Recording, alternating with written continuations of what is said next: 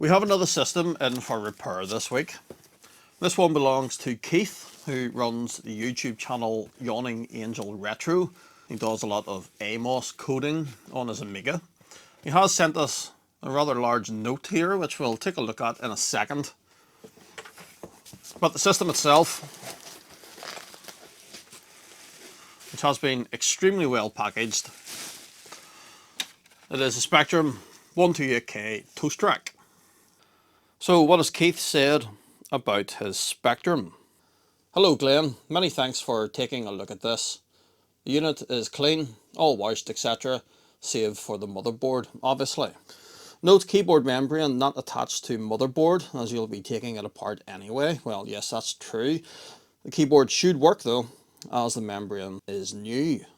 Two keys, J and N, look as if they were snapped off and glued back on. They work, but both are a bit wonky. Well, yes, they do seem to work okay, but I do see what you mean there. This one looks as if it's twisted ever so slightly to the right. N looks as if it's not sitting flush with the rest of the keys. The back of it there is slightly elevated compared to the two keys either side of it. But the list of issues. So, powers up, audio and display work, but powers off after 1 minute approximately. Cycle power and it comes back up, but then powers off again. So that is definitely an odd fault. My initial thought there is maybe something wrong with the 7805, the voltage regulator. But I suppose all we can do is test it to see if it does actually lose power after a minute or if it's something else failing.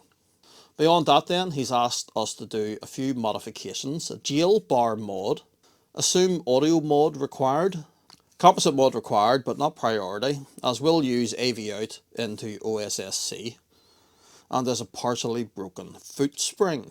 But beyond that, I do have one other problem today, and that is the lack of an RGB cable. So I've no handy way of getting a video signal out of this. Now, while it would be really tempting to dive in and try to sort out the power problem, I think the easiest way to do that will be to get a display on the screen. So I'm going to jump ahead ever so slightly, and the first thing we're going to look at is that composite mod. So how do we get into a Toastrack? It's called a Toastrack, by the way, because of this metal fin here on the side. The 7805 regulator is attached to that internally. It is a rather big heat sink for one of those regulators. But it's called a Toastrack because it looks like one of those things you might have seen in the 80s that you would have set toast into. Very thin toast. But getting in, we have a variety of screws around the perimeter, so we'll just take all of those out and see what that does. So the slightly longer screws appear to be on this side, going into the metal heatsink. And then there's one more just here. Does that get us in? And yes, it does. And as Keith said, the ribbons are currently disconnected. There's the broken spring for the foot on this side. I might see if I can 3D print a replacement one of these for Keith. I'm sure there's bound to be a file for it out there somewhere. But I'm hopeful here that the motherboard will just lift out. I do need to pull out that switch, which is reset. We need to disconnect the 7805. As I said, is mounted onto the metal heatsink here. And that is certainly something I have never seen in any other computer. The connection to the regulator is via a wire and this connector block here. Normally these things are just soldered directly to whatever board they're installed in. But that should be this free now, I think. Maybe? No, still a couple more screws to down there.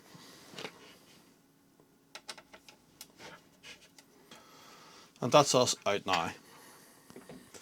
In fact, you know what? We can use Keith's note as a nice little surface to work on.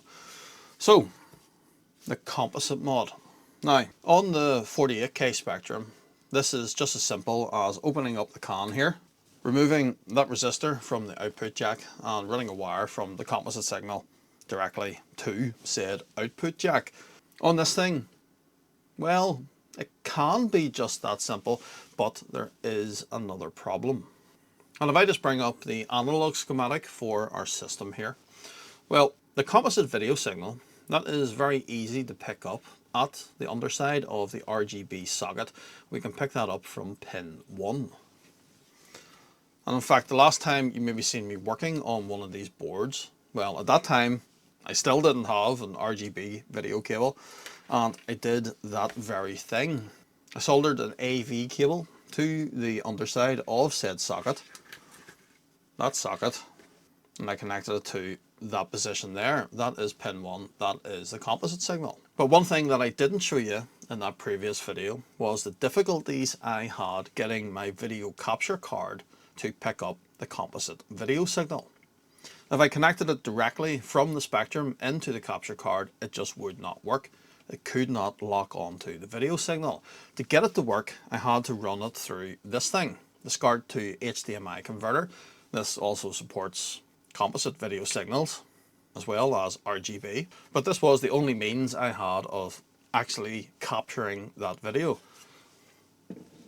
And the reasoning for that is that if we go back to the schematics, the audio signal from the Spectrum picked up at this point down here, it is mixed into the video signal going into the T2000 video encoder, and that is so said audio signal makes its way eventually to the RF modulator.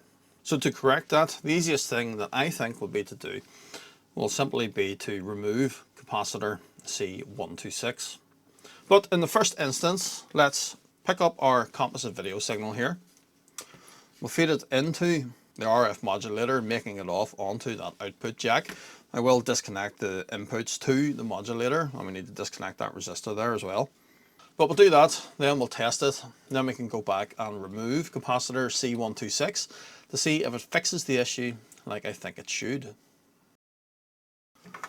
So first things first, let's disconnect the RF modulator. It's at these 2 points here. A little bit of fresh solder there, just help get things flowing. And we can just pull those 2 wires there out of the board. Just put a bit of flux on there so that I can wick up those 2 little mountains of solder. That has managed to clear those holes because I'm going to use one of those as my wireway for the composite video signal, which I suppose we may as well pick up now since we're down here. As I said, we're going to pick it up from that point. So again, just put a bit of fresh solder onto the point we're working with. I'm just going to use a little bit of the wrapping wire to carry the video signal. But we'll see what sort of image this produces. If need be, we can always go back and use something a bit heavier, or maybe even something that is shielded. That is a terrible bit of soldering there, Glenn. Just give me a second to actually make this look like something. There, that's a bit better. Cut this with plenty of length on it.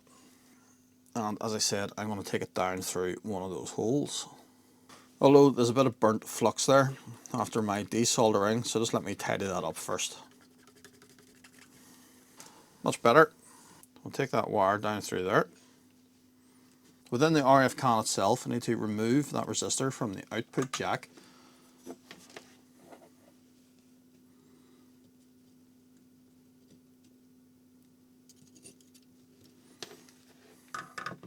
Just like that. Then we can run our wire through the spare hole there in the side of the can and make it off onto said jack. Right, one quick and dirty composite mod completed. The former wires that were feeding into the modulator, I just bent them over the top of it there. Just making sure as well that that resistor is out of the way. It's not shorting onto anything or can't make its way back over and touch that output jack to disrupt anything. But I don't think it can. I think that's all okay. So we'll just put the lid back on this. Let's test it. Okay, I've put the board back in the case and we've got the composite video signal here hooked up to the SCART to HDMI converter, then onto the capture card. And that's just because As I said, that was the only way I could successfully capture video from one of these boards previously. So let's see if this works. This is currently sitting here live. May not be the best practice, but let's just plug it in quickly. And yeah, there it is, one composite video signal. We can see some jail bars in the pattern there, and there is a little bit of color bleeding that is totally expected, although we will come back to that a little bit later. But I'm interested to know, if I swap this over directly into the capture card, will it work? Right, I've changed that over, and you can see the test pattern there. That's the capture card waiting for a composite video signal. So, does it do anything? And it does. Although there's a lot of noise on the image there. It has settled a little bit. The image is still a bit flaky though, isn't it? It's sort of wavering there a bit. And that may just be symptom of that audio signal being passed in through it, causing a little bit of distortion. So how about we try to find that capacitor on this board, wherever it is. We'll cut one leg of it and lift it to see if that makes any difference. So it was capacitor C126 that we were going to remove, or for now anyway. I'll just lift one leg of it and I'll take it out of circuit. But where is that capacitor on here? Well, let's try and figure it out, shall we? So if I follow this trace down here, it is connected to pin 4 of the MC1376 or IC38. That is that component. Pin 4 is that one in the bottom left corner. Looking at it, I can't see any trace connected to that on the top side of the board here, so let's flip it over. There's the 8 pins of that chip. Pin 4 is that one.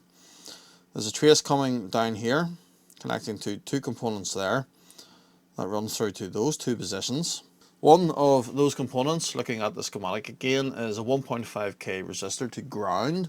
Well, there's a large ground trace there, so I'd assume that is the 1.5k resistor. And then the other is C126, the part which we are looking for. So I think it is that one, that component. And in fact, if we just check with the multimeter, so that resistor I was pointing at, that is indeed a 1.5k resistor. That component above it, which granted, yes, looks like a resistor, it's not, it is a capacitor. So let's just cut one leg of it. We can lift it out of the way. And look at that. It even says C126 on the silk screen there underneath that component. So that's definitely the right part. Let's put this back in the case again and test it. Will that composite video signal look any better? And I'm not really sure, to be honest with you. Okay, all the sort of flakiness in the picture, that does seem to be gone. But there does still seem to be what I can only describe there as like screen tearing, just across the word calculator there. Everything is sort of off a bit. Let's let me check the settings of my capture card. And though everything does seem to be set up correctly, so I'm not really sure why we are getting that tearing in the image. I can't think of any other way to describe that. Let me change this back over to the SCART to HDMI converter. Let's just see what the video quality looks like through that now. And yeah, that does seem to me to be very similar, if not identical, to what we had before. You can still see the jail bars there. You can definitely see the color bleeding there. It is interesting though, isn't it, how the colors are handled slightly differently just because it is going through that converter. Everything does look a bit darker. But in terms of the image itself, I don't really see much difference, to be honest. But one thing that I have definitely noticed here, this little machine has been running off and on here for 10 minutes. And so far, it's been fine. There's been no evidence of this thing flaking out. So I suppose all we can maybe do is continue on with the mods, continue testing this and see if at any point it does just randomly fail. So we still need to finish off the composite mod to help with the colour bleeding. We need to do the audio level fix and the jail bar mod. But to do all of that, we're going to need some components. The best place for getting said parts here in the UK anyway is petroleum.co.uk, and if we just take a quick look on their website and on their page for modifications for Spectrum 128K variants, I have ordered the 1.65K resistor for the Toastrack AY beeper balance mod. It even gives you a description of it here. You can see it's only 20 pence. I've also ordered the 15 microhenry inductor and 82 picofarad capacitor for Spectrum 128 and +2 video mod. It is this which will reduce the colour bleeding issue. This one was only 99 pence, and then if we scroll on down a bit, we also needed this one, the anti-jail bar capacitors for Toastrack Spectrum 128. Again, just 99 pence. And there's a few caps that we need to change, which helps reduce said jail bars. The 3 little bags of components, well, they arrived very quickly. You always get very good service from Petroleum. I think we will start with the rest of the video mod to try and sort out the colour bleeding issue. There's 2 little components to fit, an inductor and a capacitor, and those will go onto the video encoder chip. All we need to do is take the inductor, make that off to pin 8 of the T2000, then the capacitor that gets made off onto the inductor and onto pin 15 of said chip. Now, to keep this as neat as possible, I'm going to do this mod on the bottom side. That's the component there, and pin 8 where we'll start is 1, 2, 3, 4, 5, 6, 7, 8. That one. So I've just bent the leg of the inductor to suit. This thing doesn't have a polarity of any sort. It can go on in any direction, same as that capacitor, and I'm going to install it like that.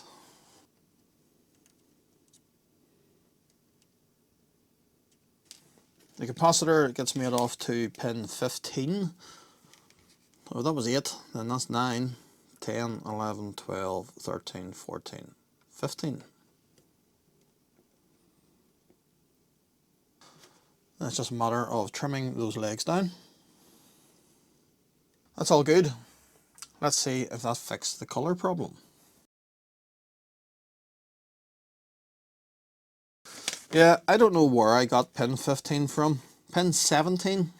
Read the instructions twice before jumping in and doing something. Need to move our capacitor from that pin to that one. But nothing that can't be solved with a little bit of creative bending. Let's see what that's done to the video quality. So let's bring up an image of what it looked like before. And what does it look like now? Well, yeah, that has most definitely solved that colour bleeding issue. You can't see any of that yellow or blue bleeding through again into the black. It was very noticeable before, just around the box there in the middle of the screen, and indeed on the copyright text at the bottom. But if anything now, I think the jail bars are more noticeable. So maybe we should do that next. Let's do the jail bar mod. So this time we have 3 capacitors to replace. 2 1 microfarad ceramic caps will be going in place of existing capacitors C7 and C8. That is these 2 down here. And this 147 microfarad electrolytic, that will be replacing existing capacitor C28, which is that one. Just put some fresh solder on those points there that we're going to desolder. Just makes things a little bit easier.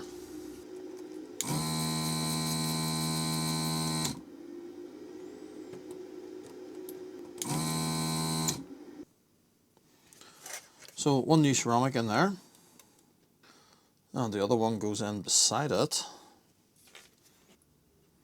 There is no polarity on these 2, but there will be a polarity on the big electrolytic. There is a plus symbol there on the silk screen, so that will be the positive side of the cap. These axial caps do have a band on them, much like a radial one would, but the band this time is like an arrow, and that arrow is pointing towards the negative leg. So that will go in there like that.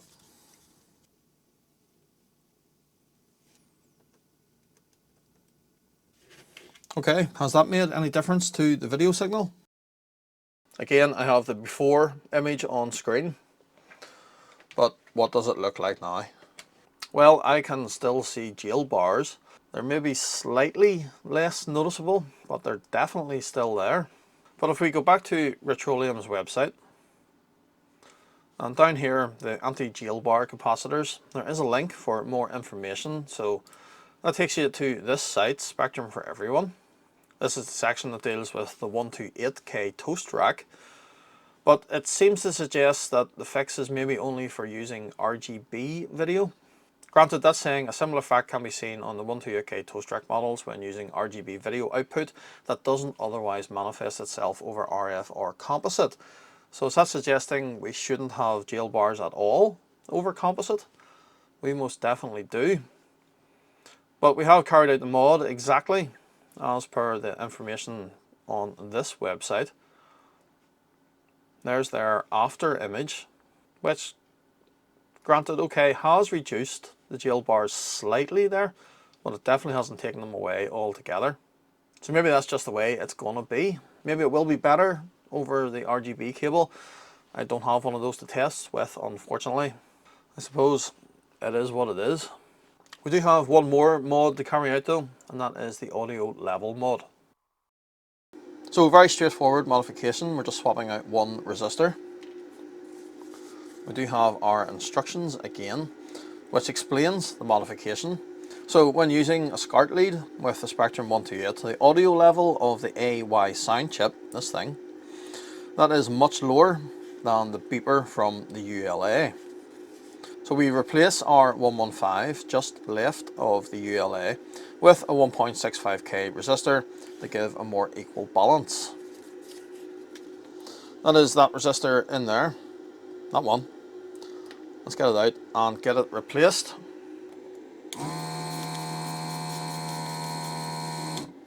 Old resistor out, new resistor in.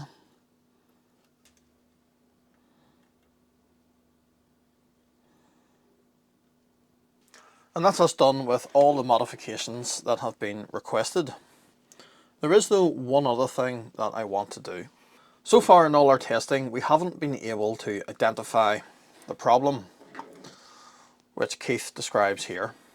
Powers up, audio and display work, but powers off after 1 minute power cycle and it comes back up again. But through all our testing here, this has been running for quite a while and it has never given any symptoms of powering off after 1 minute. So the only theory that I have, to be honest with you, is that it might be a problem with his power brick. I'm using this power supply, a 1.4 amp Sinclair branded unit.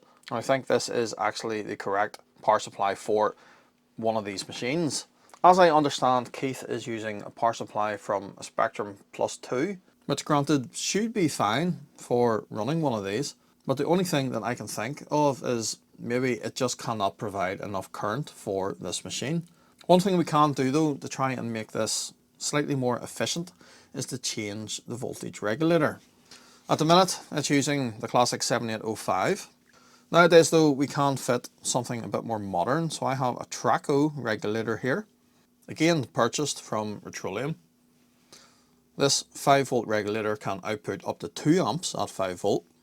And we can mount this just directly onto the PCB here if we desolder these wires.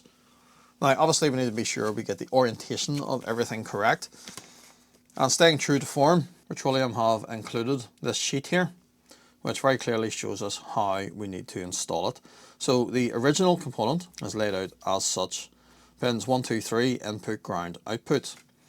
The Traco, looking at it like that, with pin 1 dot on the left hand side, it is input, ground and output, so just the same as this component. If we look at the cable that goes to the 7805, well, the blue is to pin 1, blue is to the bottom here, so this needs to be installed on the board like that. Well, there's a problem, it doesn't fit. Let's just putting this back in the case, and the Traco here is hitting up against the heatsink. It's fouling against the heatsink. And I'm not sure if you'll be able to make it out or not, but the board isn't lining up with the screw holes. It needs to go that way, probably by 2 or 3 millimeters. You can maybe see there just how far it's off actually. That power connector should be more or less in the middle of that cutout. So that's a problem. I suppose you could just remove the heatsink since it's now not required, but that sort of takes away from this being a Toastrack. The only solution that I see really, to be honest, is to remove the Traco and have it installed via wires. I wonder if I just plug into this. It does, although I wouldn't be sure. I wouldn't be sure that it's getting a good enough grip, because it only just barely makes a connection there. Ideally though, those legs would be a bit longer. So you can see the length of the legs on the original component. But that gives me an idea. I'm going to cut the legs off this, which is a similar package to the original 7805. That's not a 7805, it's something else. And solder them onto this. And then we can just reinstate this wire and just plug this in. So one Traco voltage regulator now with longer legs, attached via the original cable, and as you can see everything is working fine. In fact, just let me show you that. There's our longer legs, a little bit of heat shrink there just over the solder joints to protect everything, and that goes in there now, getting quite a nice grip within the connector block. Once I get everything fixed within the case, I'm sure it'll be fine. So I was thinking of just closing the video out at that, but you'll notice the oscilloscope is out. And well, that's because I want to have another go at these jail bars. The jail bar modification that we carried out earlier on, that had us replace 3 capacitors. 2 ceramics there and 1 electrolytic there. The 3 of those, they are decoupling caps. This one is sitting between 5 volt and ground on the power rail to the ULA. These 2 are obviously connected to those 2 memory chips. The ULA is obviously responsible for drawing the screen, and you could be forgiven for thinking that just those 2 memory chips are perhaps solely involved in video RAM, but as I understand anyway, that is not the case. The video memory on the Spectrum, or certainly on the earlier machines, the 16 or 48K, that would reside in the lower RAM. On this thing though, that video memory can be paged anywhere within this RAM. Although it's not going to be isolated to, say, just 2 chips. It's going to be isolated to either the lower or the upper banks. So either that 8 or that 8. And the thing that I'm wondering is, if we went ahead and replaced all those other decoupling capacitors, say with new 1 microfarad caps as well, we replaced the 2 22 nanofarad caps here with 1 microfarad caps. But if we replaced all the rest of those 22 nanofarad caps with 1 microfarad caps, would that maybe further improve the jail bar issue?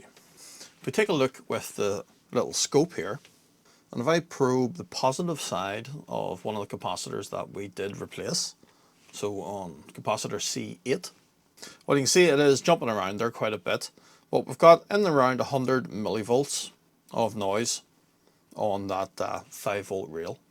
But if I take that up to one of the decoupling caps, say up this end, there's one there, C56, well, you can see we have quite a bit more noise, over 200 millivolts.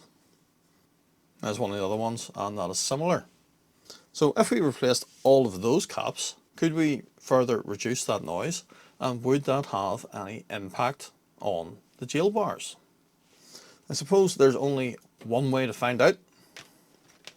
Now, I don't have any more axial capacitors, these are just radial type caps, but I think for the purpose of testing these will do fine. I'm going to pull all of those out, we'll fit a load of these, and if it does indeed make the difference, I'll go away and order up the axial type caps just to fit the proper package in here.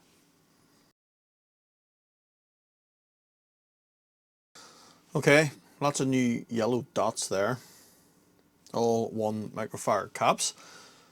Let's see if this makes any difference to those jail bars. It's not working. Oh, no, it is. That's okay. Moment of panic there, but it is working now. Why did it not start up there first time? I have no idea. But in terms of those jail bars, you know what, actually, I think that has made the difference. Okay, they are still there. Definitely still noticeable. But I don't think they're as bad. Let me just bring up an image of what it was like before we fitted all of those. And comparing the two side by side, yeah, I would say it is slightly better now with all of those. What does the oscilloscope say? Now granted, this really isn't the best way of measuring noise on a supply rail.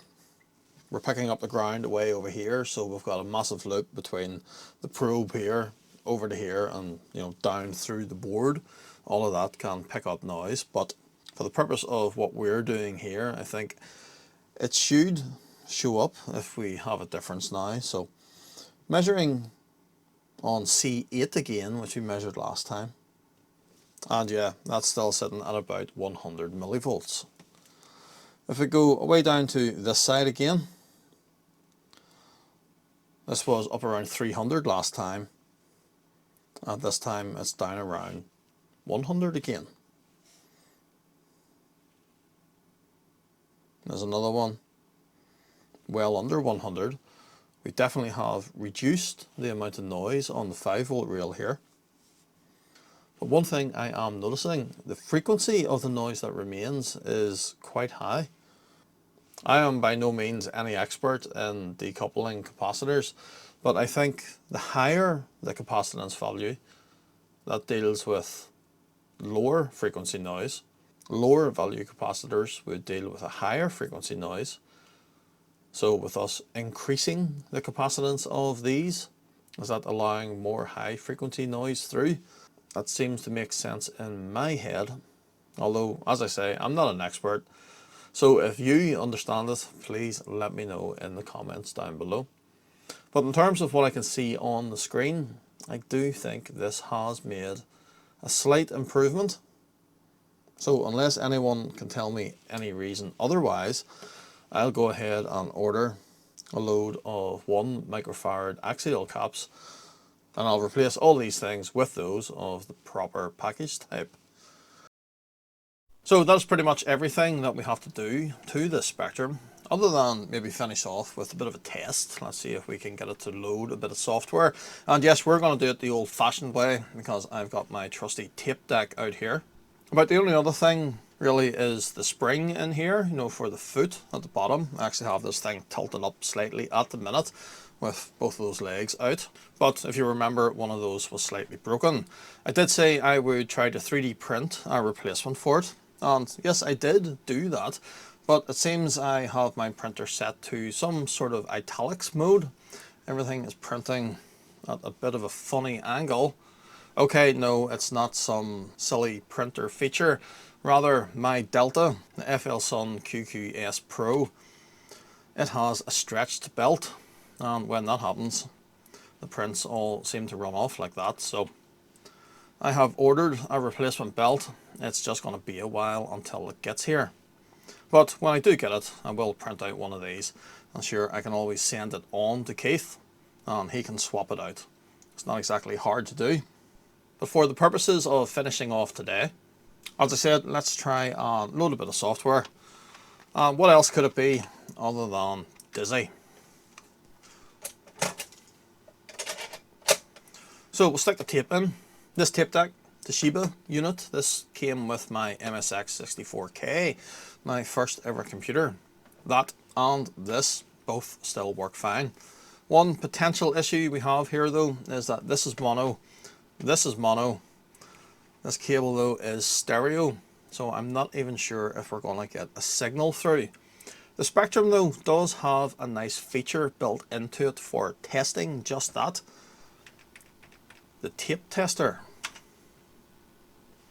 So if I fast forward into this tape a bit until we're definitely into the data signal, and if I just hit play at that, what we should see on that screen is that light blue square on the left hand side. We should see that move across to the right, and at the minute it is stuck fast on the left. The spectrum is not getting an audio signal.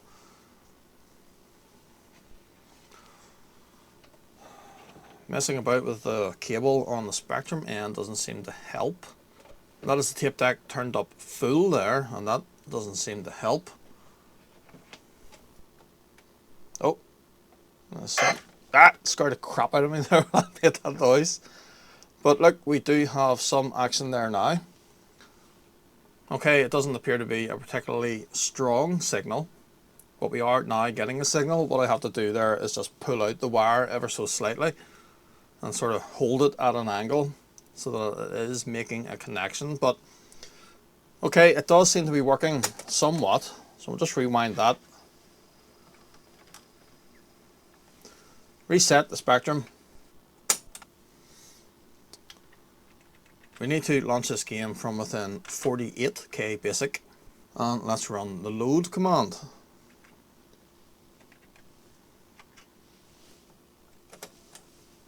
The fact that we have the alternating colors there, I would say that's a good thing. I would hope this will work. And yeah, that is definitely looking good. So I just need to hold it here for, I don't know, the next 5 minutes or so. It has at least found the program. Let's just hope that it loads successfully. Well, it has finally loaded, but if we want to get sounds now, we have to disconnect the cable that was coming from the tape deck here into the earphone jack and connect up this cable, which goes to my capture card.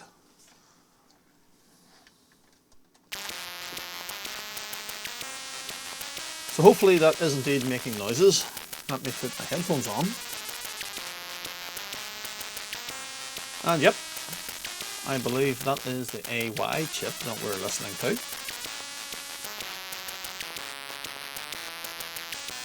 So how do we actually play Dizzy? Because I hate to admit it, but it's one thing that I've never really done. Jump to start, or K for Kempston, that would be for a joystick. I don't have the joystick adapter plugged in, so let's just try and use the keyboard. What button though is jump? Spacebar.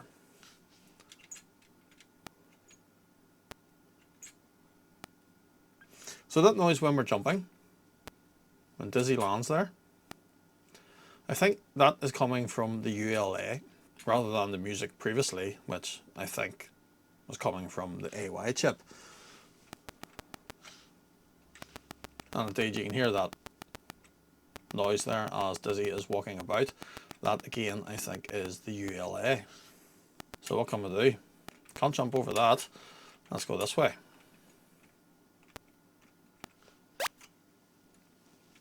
A burning torch.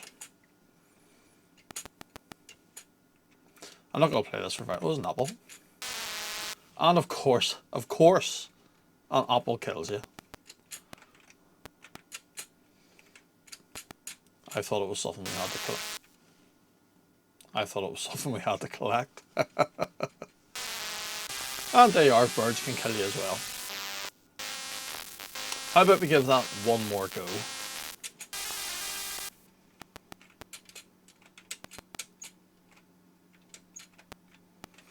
Right, this time we're just going to avoid the bird, and we'll avoid any apples.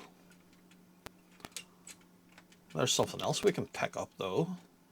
What's this? An empty potion bottle.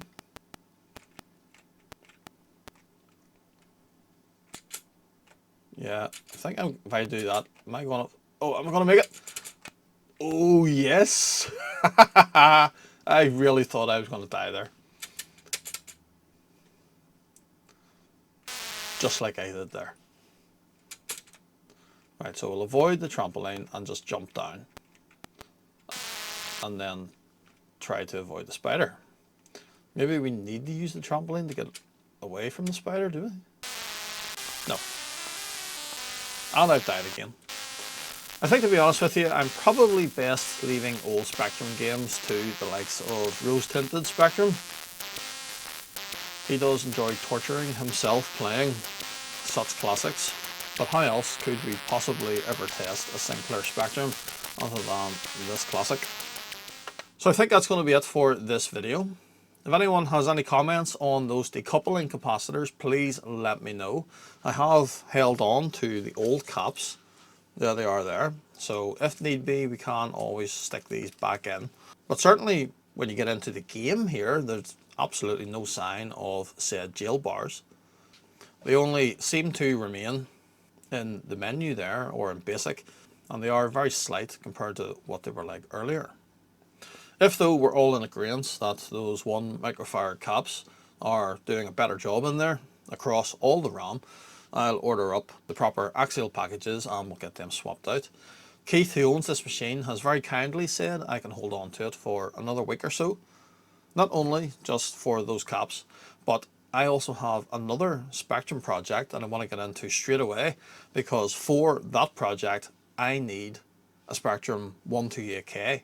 That is something that will involve a sound chip, not the one that's in this machine though, one that maybe comes out of another classic 64K computer from around the same sort of time period as this machine. So make sure you watch out for that video. As for this one though, that is everything for today. So hopefully you enjoyed what you've seen. If you did, I would appreciate a thumbs up. Why not hit subscribe if you haven't done so already. Still plenty more yet to come here on CRG, and I'll see you next time.